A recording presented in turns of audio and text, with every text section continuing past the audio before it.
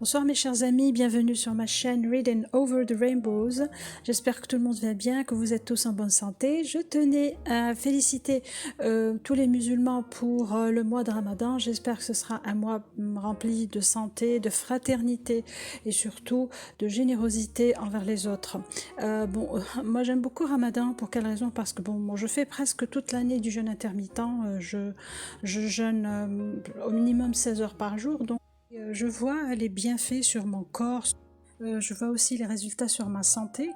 Et puis, il faut dire la vérité, si on pouvait faire ça toute l'année, ce serait vraiment bien qu'il y ait cette onde d'amour, de générosité, de partage et cette main tendue vers l'autre toute l'année et non pas un seul mois par an. Voilà, c'est ce que je voulais dire concernant le mois de Ramadan. Aujourd'hui, on va parler d'une grande dame de la romance historique et contemporaine, c'est Shirley Busby. C'est une romancière à grand succès international qui a publié plein de romans. La plupart de ces romans n'ont pas été traduits, donc je vais vous présenter seulement ceux que je préfère et ceux qui ont été traduits en français. Alors, Shirley Busby est une romancière américaine très connue qui vit aux États-Unis en Californie. Et sa plus grande amie, c'est Rosemary Rogers, et donc on voit vraiment l'empreinte de cette dernière dans les livres de Shirley Busby, parce qu'on voit qu'elle a aussi des héros masculins très machos, difficiles, beaucoup de brutalité dans ses livres, mais les histoires sont très très belles. Elle a connu un grand succès avec son premier roman, The Gypsy Lady, qui est sorti en 1977 et qui est le premier tome de la série Sud qui est son plus grand succès littéraire. Cette série comporte 8 tomes qui ont tous été traduits et ce sont 8 tomes exceptionnels, magnifiques, excellents, il faut les lire. On va commencer par L'appel de la passion, ou bien Gypsy Lady en anglais, et ça se passe sur plusieurs continents, en Angleterre, en France, en Louisiane, et donc les héros sont Jason Savage et Tamara alias Catherine Tremaine. C'est l'histoire de Jason Savage qui obtient tout ce qu'il veut. Il veut Tamara, cette belle gitane aux yeux violets, il croit qu'elle appartient à ce peuple de gitans, mais ce n'est pas vrai. On va voir que ce Jason Savage est venu en Angleterre pour une histoire politique. Il va tomber sur Tamara, il va tomber fou amoureux, mais il ne le sait pas encore. Et là, on va voir une saga historique magnifique, avec plein de rebondissements et des faits historiques marquants. Vous n'allez pas aimer Jason dès les premières pages, c'est tout à fait normal parce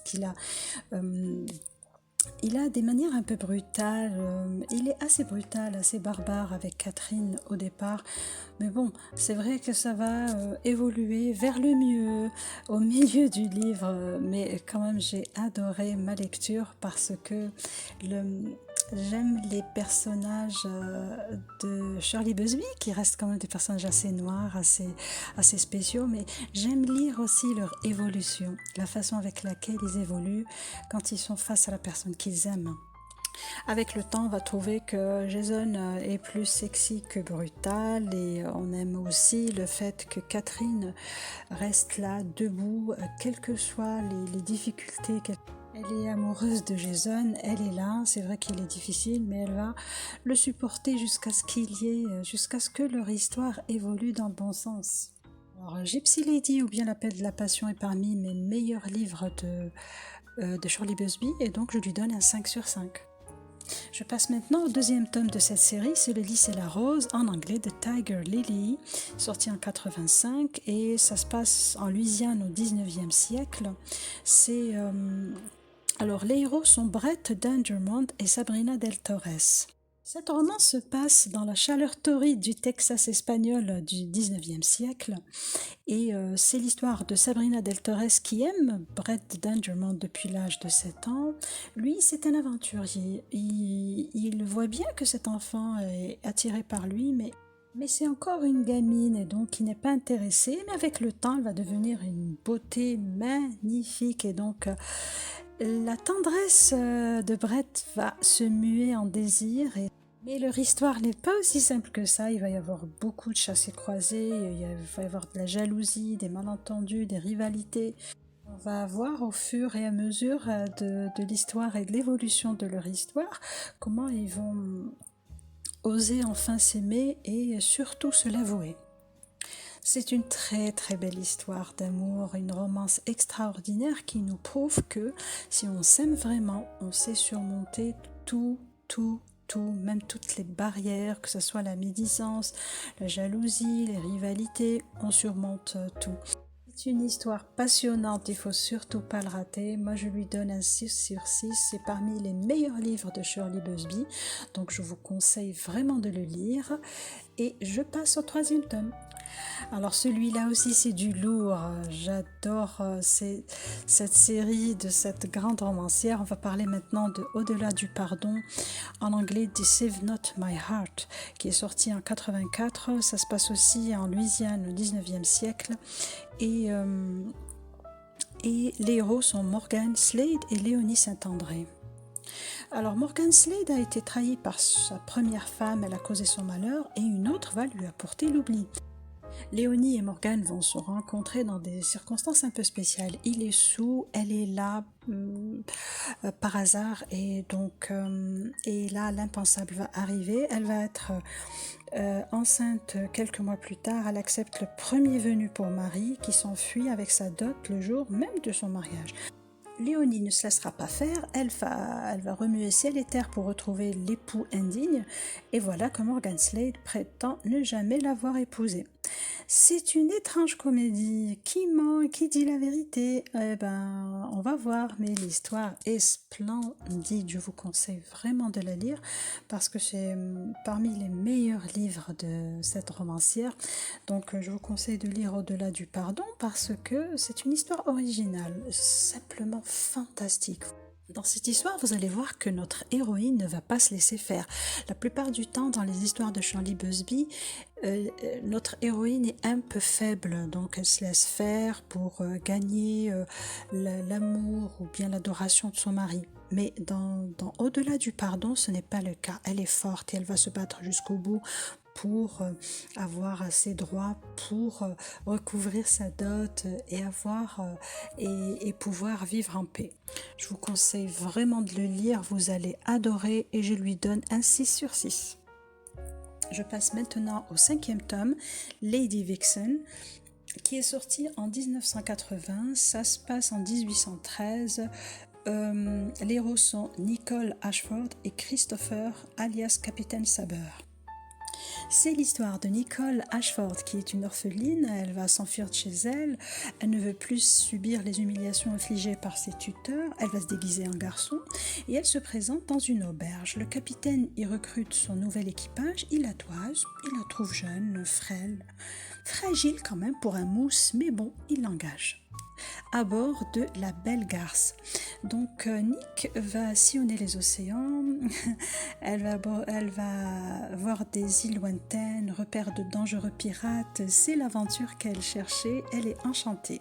Elle a conquis sa liberté, libre certes, mais elle doit partager quand même la cabine du capitaine Saber. Normal pour un mousse, mais Saber n'est pas dupe. Il va la rudoyer, la provoquer, il va se dénuder devant elle et elle va rougir, elle se met en colère, il éclate de rire jusqu'au jour où il arrache ses vêtements à Nick et va faire vibrer ce corps qui n'a jamais appartenu à personne. Ah, l'histoire est génialissime, elle est très très belle. Cette romance est magnifique, même si le fond est dur et ça commence d'une manière un peu spéciale, mais on adore cette histoire où les héros vont passer le temps à jouer à cache-cache sans vouloir vraiment s'avouer leurs sentiments. Je trouve que Christopher est sublime, Nicole est spéciale, elle est très très forte. Ce que j'aime aussi dans les livres de Shirley Busby, c'est qu'ils sont vraiment bien documentés historiquement. Ce ne sont pas des romances creuses, il y a beaucoup de documentation, beaucoup de choses que vous pouvez apprendre dans ces livres et l'histoire est vraiment très belle. L'histoire est captivante, les héros sont passionnés, donc même s'il y a de la brutalité, mais après ça évolue et la fin est très très belle. Donc je vous conseille de lire Lady Vixen et je lui donne un 5 sur 5. Je passe au 6e tome, le quiproquo de minuit ou bien Midnight Masquerade, qui est sorti en 1988. Ça se passe aux États-Unis et les héros sont Dominic Slade et Melissa Seymour. Dominique n'en croit pas ses yeux, sur son lit, une merveilleuse créature dort dans un total abandon. Mais de la surprise à la confusion, il n'y a qu'un pas. Et comment s'en sortir sinon par le mariage? C'est ainsi que Melissa épouse Dominique au cours de ce bel été 1814, où la Louisiane se mobilise contre les Anglais. Le malentendu tourne à la mascarade entre la belle Melissa et son turbulent époux, et c'est la guerre. Aucun des deux ne veut être dupe de l'autre, donc il y a un conflit qui est attisé par Latimer, qui est un vil séducteur sans scrupules, et donc il y a une passion orageuse sur le Mississippi. Je trouve toujours que les héros masculins sont splendides dans cette série, la série Sud. Ils sont passionnants et passionnés. Il y a un peu de brutalité, mais pas beaucoup dans celui-là. Donc Dominique, moi je le trouve parfait pour ceux qui fantasment sur le prince charmant. Mais Mélissa le mérite bien, elle est attachante aussi, elle est spirituelle, divertissante, mais très romantique. Donc vraiment, c'est un livre qu'il faut lire et je lui donne un 5 sur 5. Je passe maintenant au 7e tome de la série, ça s'appelle Sous le sceau de l'amour, en anglais Whisper to Me of Love. Sorti en 91, ça se passe en Angleterre en 1815 et les héros sont Royce et Morgan. Alors Morgan est une simple fille de cuisine, elle va oser rêver d'amour quand il s'agit d'un caprice passager. Elle a laissé Royce Manchester lui faire l'amour, lui a offert son corps, mais il faut qu'elle regarde la réalité en face. Les hommes comme Royce Manchester utilisent les femmes comme elle, ils n'en tombent pas amoureux, ne les épousent pas, donc ils se contentent de jouir d'elles avant de les rejeter pour d'autres. Elle a été naïve, mais quand même, Morgan cache un précieux secret. Elle a une cicatrice sur la hanche droite. Elle ne sait pas d'où elle vient, qui la lui a faite et pourquoi, elle l'ignore. J'ai beaucoup aimé ma lecture de Sous le sceau de l'amour parce que il est plus léger que les autres Busby. Dans cette romance, l'histoire d'amour est très très belle et en plus, il y a une très bonne intrigue. Donc le tout fait que l'histoire est très très intéressante. J'ai vraiment adoré ma lecture. Et là, on voit que Shirley Busby est une romancière de talent parce qu'elle sait jouer avec les nuances. On peut voir différents profils dans ces héros qui sont superbes, magnifiques, qui donnent à chaque fois une certaine des facettes de leur personnalité qui nous attirent. Et c'est ce qu'on demande, c'est ce qu'on aime dans ce genre de lecture et donc j'ai beaucoup aimé ma lecture et je donne un 5 sur 5 à Sous le sceau de l'amour, je vous conseille de le lire. On va finir en beauté cette série magnifique, cette série Sud de Shirley Busby par Quand la passion s'éveille, en anglais While Passion Sleeps, qui est sorti en 83. C'est un très très très très grand succès de cette romancière et donc ça se passe aux États-Unis et les héros sont Raphaël et Elizabeth. C'est l'histoire de Beth Selby, une belle et séduisante anglaise qui épouse un Américain. Nathan Ridgway, elle est très heureuse parce qu'elle aime son mari, mais il n'y aura jamais de nuit de noces car lui, il préfère les hommes. Et lors d'une soirée, elle va rencontrer le fils d'une famille du Texas, Raphaël Santana, surnommé le renégat. Enfant, il a été enlevé par les Comanches et élevé comme eux. Donc Raphaël, attiré par Beth, lui vole un baiser qui révèle à la jeune femme la passion qu'elle pensait ne jamais connaître. et elle va jurer de ne plus jamais le revoir. Mais tandis que Beth et Nathan visitent un ranch dans la région de San Antonio, Raphaël les rejoint et elle est déchirée entre ses vœux de mariage et le charme puissant de Raphaël. Donc elle choisit de garder ses distances, mais la vie de Beth est bouleversée lorsque Nathan est tué au cours d'une attaque par les Comanches. Et c'est alors qu'elle se rend compte qu'elle aime et désire Raphaël. Et ce livre est magnifique parce que la relation entre les héros est très intense. Il y a beaucoup de passion entre eux, même si la relation est très tumultueuse. Et là, on va préciser que c'est le seul livre peut-être que j'ai lu de Shirley Busby où le héros ne fait pas de mal physiquement à l'héroïne. Et Beth est à la fois douce, pleine de caractère, et Raphaël reste vraiment sombre, mais il est adorable. J'allais beaucoup aimer le contexte historique et l'histoire des Comanches est très très présente et Busby va nous faire vivre cela d'une manière un peu douce. Et elle va nous épargner ces horreurs, des horreurs de guerre par exemple. C'est très très bien écrit, j'ai adoré cette histoire, j'ai adoré ma lecture. Je vous conseille de lire Quand la passion s'éveille et je lui donne un 5 sur 5. Je vous conseille aussi de lire La Rose d'Espagne, en anglais This Spanish Rose, sorti en 86.